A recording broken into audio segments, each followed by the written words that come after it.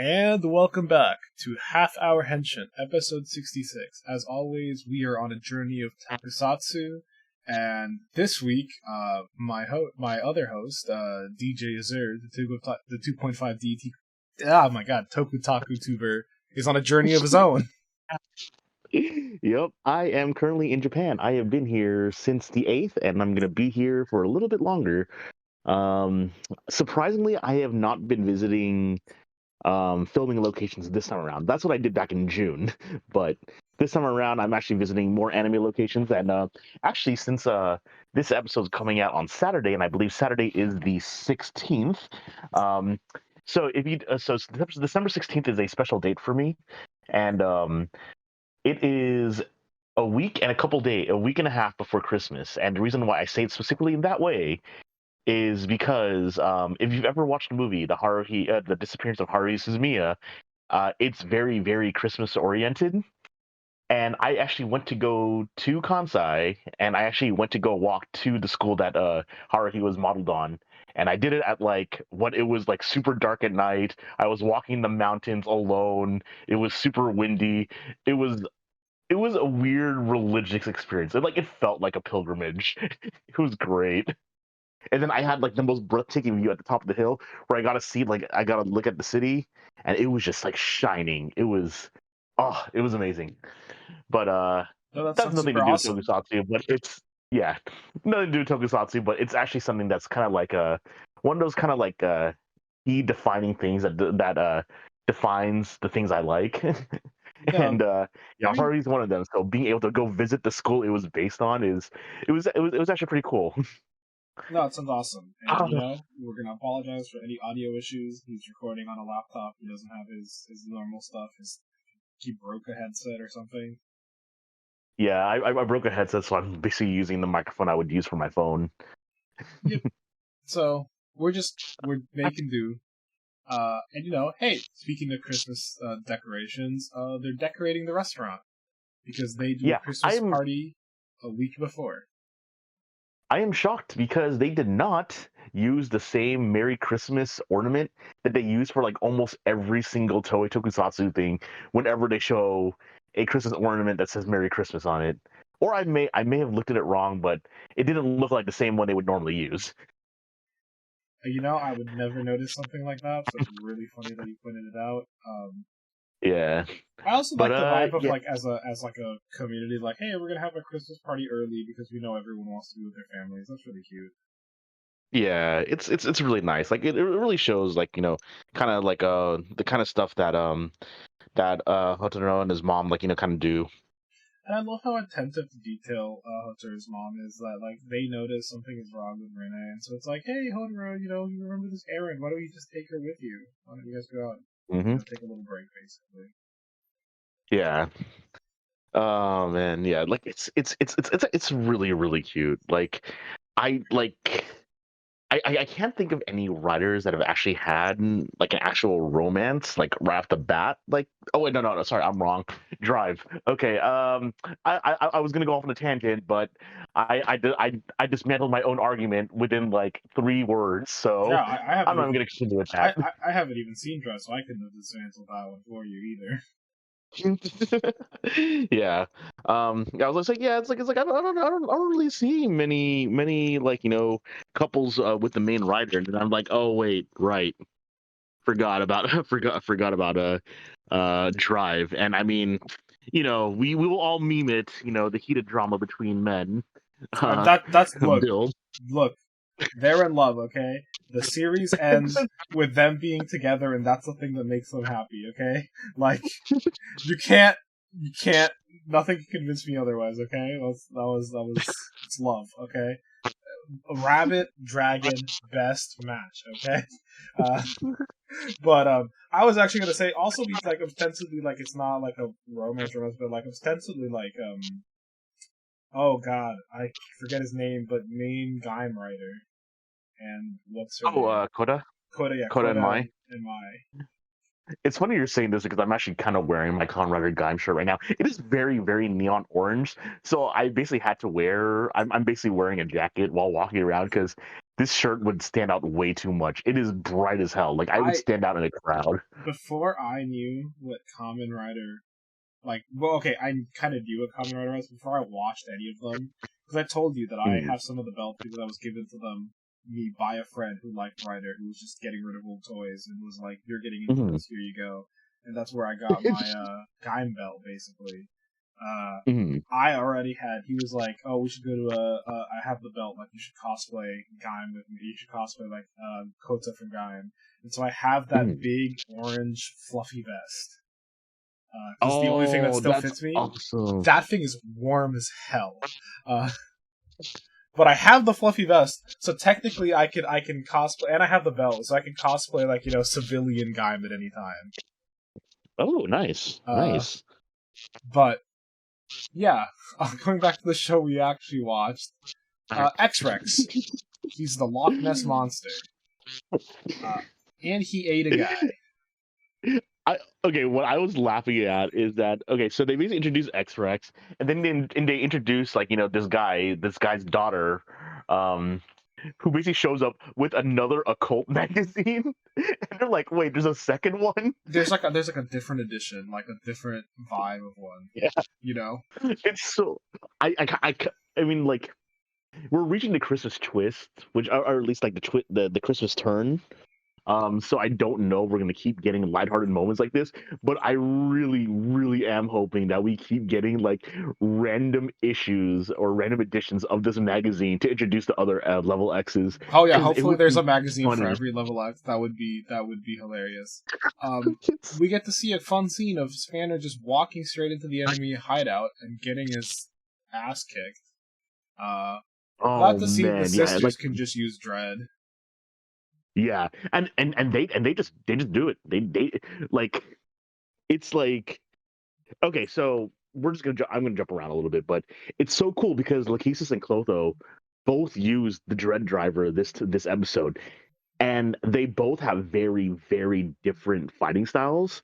Like, I think Lachesis was a lot more, I would say, effeminate, like, more like flighty, while Clotho is just, I will punch you to death. Slam. Yeah, but what I found out is that the same suit actor did the same thing for both of them. So it's like, honestly, I love the suit actors for just Tokusatsu in general, because they convey so much body language so little. Yeah. Anyway, the Dread suit still rocks. Spanner got his ass kicked. I saw the funniest tweet, which was, Spanner is my say what you want about Spanner, but he's a better man than me, because if she argued me to bark like a dog, I would. Did you see that? I think I saw that one. Oh my god!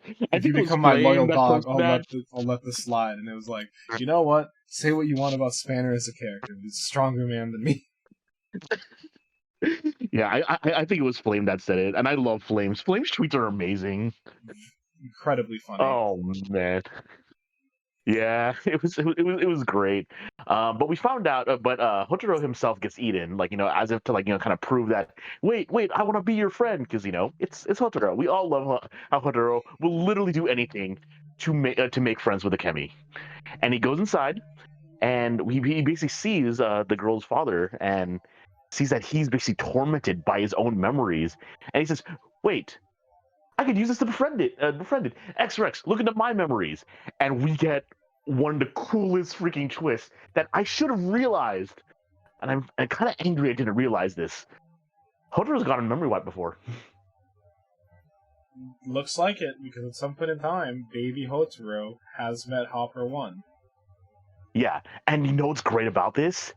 Okay, so this is just me just kind of complaining about complainers, but this actually explains and kind of shuts down all those people. Okay, sorry, my friend pointed this out to me, that this kind of shuts down all the complainers about why is Hotaro so obsessed with Chemis. Because he's got residual memories from them, it looks like. Exactly, and like, the thing is about like this too, is that it's been foreshadowed essentially from the start. Because, like, we see that, like, they've been, like, showing off this neuralizing, the MIB neuralizer, freaking alchemy version, being a bad thing for, like, these first, 14 episodes, I believe, right now. Right. And we still see, though, like, despite, the memories of the chemies being there, the residual effects of them having met them still linger. So Also, just so we're just clear, explains everything about Totoro. just so we're clear, I don't even know why people think it's weird. Like, we're obsessed with like Digimon and Pokemon. If I found out little dudes like that existed, I'd be obsessed with them too. Like, Yeah. just on a generic level, man. Yeah, like it's just all these people that are just complaining about how happy this series, and I'm like, chill, guys. Okay, and then I was also discussing this with my friend because, like, also another shout out to Flame. How Flame was like saying, "Can we please stop making a joke about Christmas? Christmas happened once, and that was Xaid." Yeah. Like, oh man, what is real though is that the turn of the year, the new year turn, is a real thing though, because like I always call it, like, you have to let the you really have to let the series breathe and let it have its toy commercial until Christmas. Then we could get a story, because like if we do get a good pre-Christmas, like Geats is a rarity. Geats was insane. Like, From beginning to end. yeah, Love exactly. Geats. Yeah, Build is probably always going to be Year. my favorite, but Geats is really fucking good. Mm-hmm. But yeah, But like the heading into New Year's, oh my god, yeah, the exactly. X-Rex transformation though. Oof. I know, right? It's like I think I was. No, I don't think I told you this, but I'm. It's like I'm not sure. Oh no, I remember my friend showed me the leak of what it looks like, and I'm like, this is a gone ass fucking suit. I mean, it's got the head in the middle, like literally, but also, oh my god, the like running through transformation, the roar with the like mouth, stomach, and then it caps on that. That thing looks awesome. Like, I already liked how the suit looked in just the images we'd seen, but seeing it, whew, amazing. Yeah. Preview for next week. The week have no right to live, and it's here. I think it's here. I think it's here. What I've been waiting for. What I've been screaming about. What have you been waiting for? Suit for Rene. Oh my god, dude. At least that's what I pray that thing is, okay? I have no idea of the leaks. If I'm about to be disappointed, I'll cry next week. Yeah, okay, yeah. So pretty much I wanted to be Suit for Rene because I'm a huge Rene fan, but what other people are also assuming, because it was also kind of like been hinted at in leaks as well too, is that Kamen Rider Valvarad. So because we saw him get his ass hella beat this episode. Yeah, but he got beat and he gets a suit already. I feel like I don't think that's it looks too cute to be it looks too cute to be Valvarad. I don't feel like the design sense fits, because even when they do that kind of thing, it usually like the design will fit. Like Rogue into Kamen Rider Rogue, the design's like kind of naturally evolve, Okay.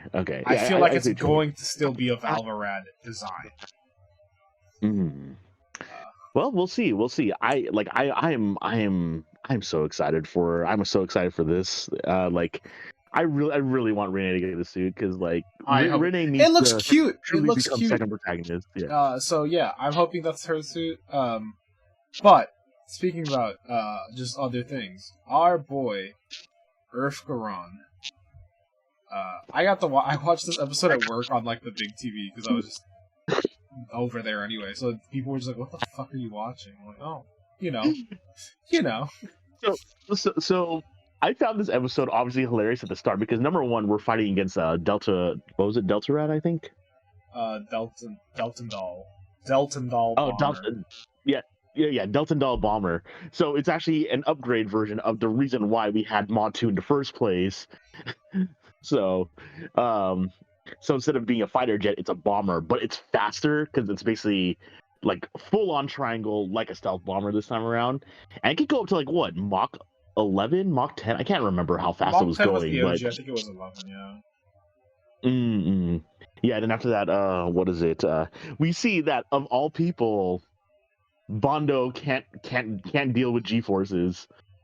Like, every single time they make Bondo seem weak because he's the nerd, it just makes me laugh because actors like Jack. He's just so jacked. Like and So like him funny. wearing the sports shirt like doesn't hide it. Like we can see his gigantic fucking arms, bro. Like this man is So funny. now, to be fair, I think G-force resistant, while it's something you can train, like it's not something that necessarily like the stronger you are, the more resistant to Oh yeah, G-force true. you are. You know, that's not like a necessary like one to one. Like it definitely helps,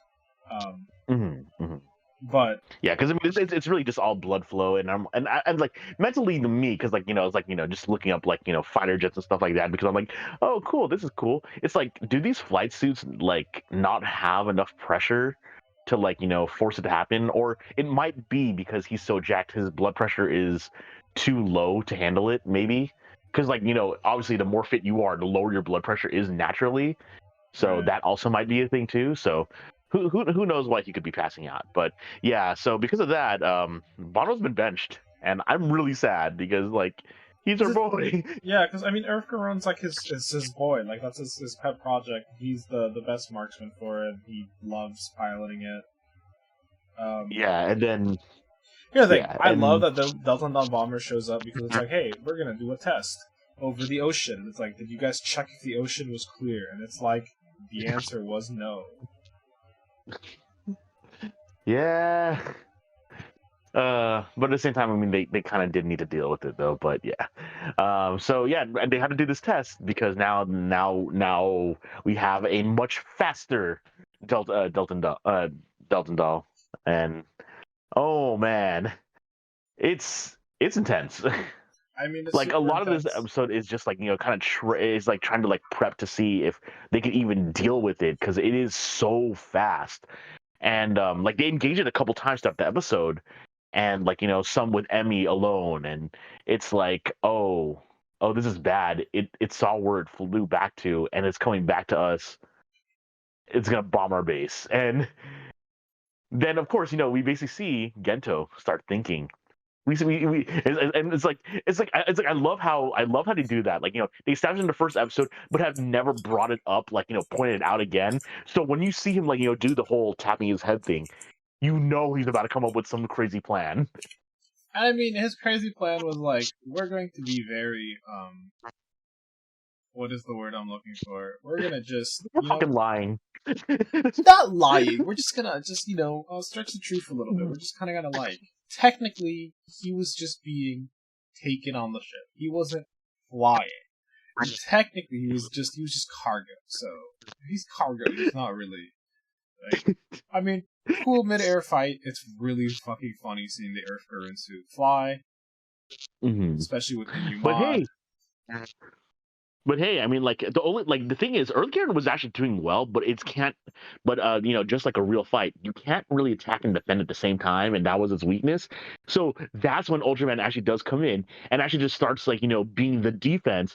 But Earth Karen is the one that kind of wins this episode, which is great. So we're actually getting a string of wins for our boy. Exactly.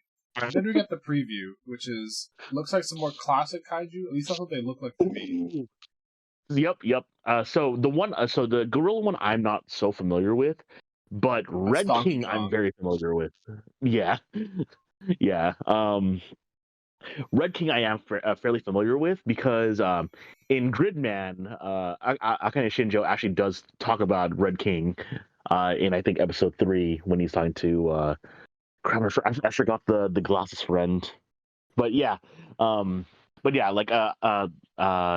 yeah, red. We do get to see some classic kaiju, so I'm Yep. really interested to see how they're gonna deal with them. I mean, Yeah. in some classic suits, and we're gonna see one of my favorite dumb tropes, which is guy who's in charge of insurance in the city where the kaiju show up. That's my favorite dumb trope. Like, I love you, insurance salesman. Your job must be so fucking hard. The insurance hero. I love the episode title in general, just insurance hero. I'm like, I like this a lot. It's adorable. Uh, yeah, and then now, Yeah, and then a different so, series that isn't beating the Gurren Lagann allegations. Uh, well, I yeah. guess in this case it's more of the Gundam allegations with the whole Char mass reveal. But yeah, all of So the okay, okay.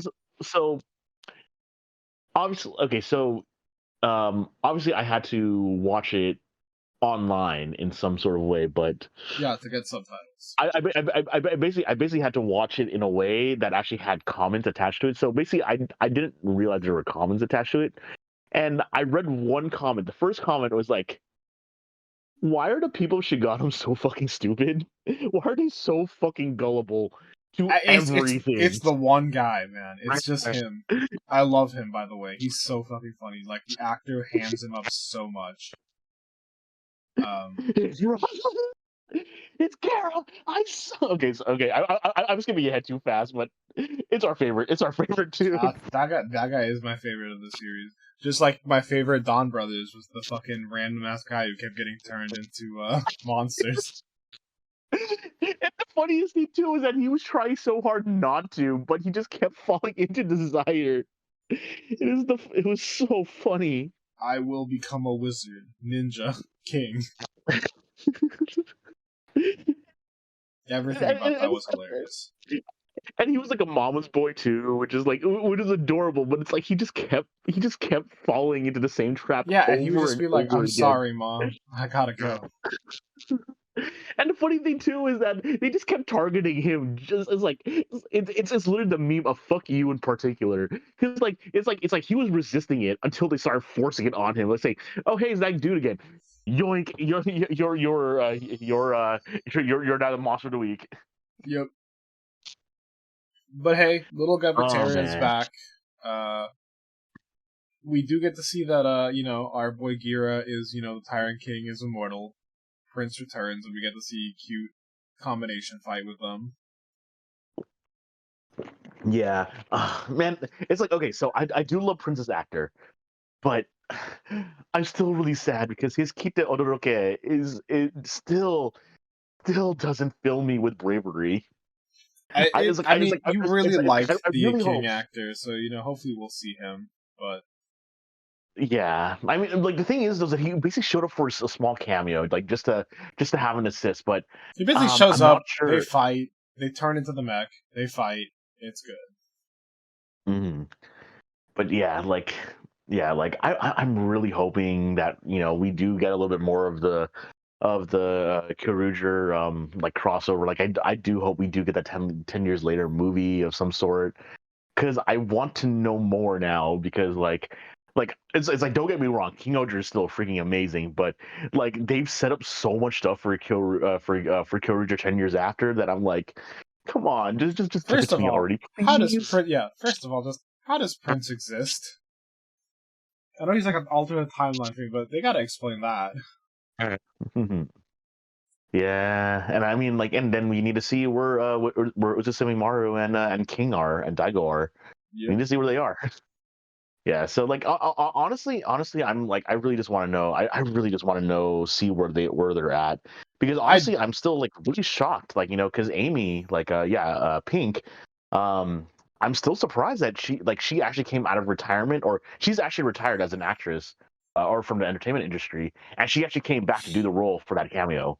no. So I'm like, I really want to know, see more. It's Yeah. great. Also, I love the little Kyoryuchin's dance that's specific to Prince. Like his little Oh, dance is dude, I so actually cool. really like it. Yeah, It's a nice little it's update really for good like there. the sword version instead of like the gun. Yeah, so yeah, there's that. Oh yeah, that's right. So yeah, we've been talking so much about Prince that we didn't really talk about what Gero woke up from because we saw that was it the Arm Instincts? I forgot what it was called. The mode. Fangs of Bravery. Um, yeah, Fangs of Bravery. Of Rebellion, that was Um, what I said. was it? Fangs of Rebellion. Oh yeah, the Fangs of Rebellion. Yeah, it fucked up the King Ogres. Like they're all bandaged the hell up and stuff like that. Which is funny because I feel like Because at the end of the episode I was like, oh cool, they got us impressed, and it's like no, they like almost die. yeah.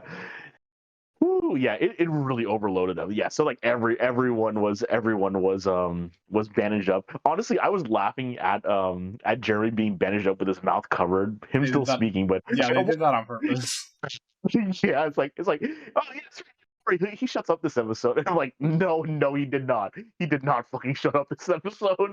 Can't get my man to shut up. Um, Okay. Yeah. Oh man, but this episode though, like we actually get the reveal.